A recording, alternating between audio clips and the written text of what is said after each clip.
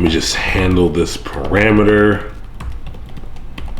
All right, let me catch the error and then call me Neo because I'm the one.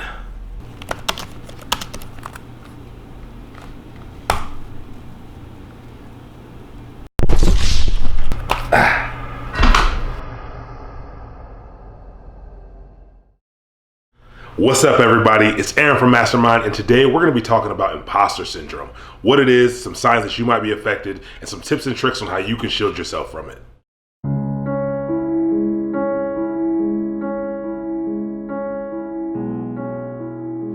Alright, so what is this imposter syndrome thing?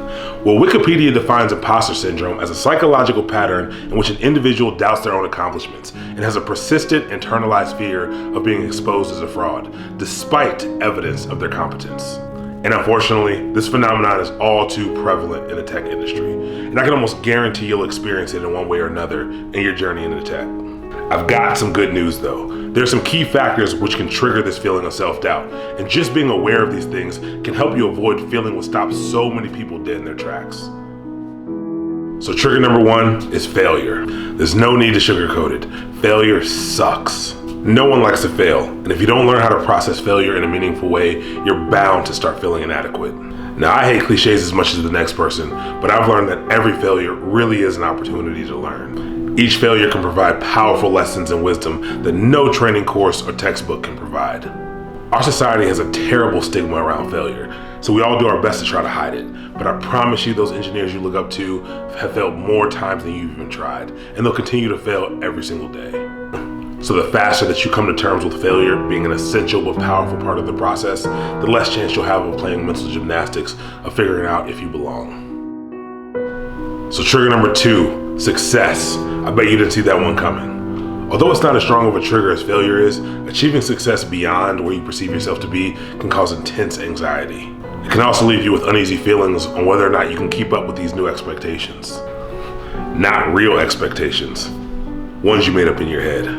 One of the best things you can do to help yourself in your journey into the tech industry is to be able to step back and examine your growth.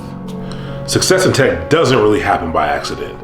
And being able to recognize and appreciate the hard work that you put in can really bolster the idea that you are where you should be. All right, on to trigger number three, comparing yourself to others. Comparing yourself to someone else will put you on the fast track to imposter syndrome. Everyone's journey is different. That person that you think is so great and so much better than you may have had to put in triple the amount of work that you did to get to the exact same place. So we are all created equal, but we're not the same. We all have different experiences, different backgrounds, and to be completely honest, we have different levels of aptitude and intelligence. So pitting a point-in-time snapshot of your journey against someone else's can falsely lead you to believe that you're less than. And the bitter icing on the cake is that it was all self-inflicted. So on to trigger number four, siloing yourself. So siloing is when you decide to learn or do some problem solving in a bubble isolated from everyone else. So siloing in itself isn't bad. The danger that you put yourself in is you have no context or perspective of how hard the problems you're trying to solve or topics you're trying to learn are. Imagine getting frustrated because you've been trying to learn something for an entire week and you're still not grasping it, only to find out later that people with 10 years of experience also don't understand this topic. Or imagine after your week of struggling, your friend who does understand this topic rewords it for you and helps you understand it in just a minute or two. Siloing yourself can cause unnecessary mental friction and pressure and leave you feeling like tech isn't for you. And finally, trigger number five is focusing only on your weaknesses and not on your strengths. People have a habit of picking out personal deficiencies and putting a lot of focus on those things. While it doesn't feel good to feel inadequate in any area, we can't let those things overshadow the areas in which we're strong. Learning how to focus on those strengths keeps you thinking about those things that make you worthy and help keep imposter syndrome at bay. So I hope this information was helpful to someone, and if you've experienced imposter syndrome, please leave a comment down below on what you think triggered it and how you overcame it. And for everyone else on their journey into tech, remember, get comfortable with failure, embrace your successes, focus only on yourself, don't do it alone, and wear your strength like armor. Thank you, and I'll see you next time on Mastermind.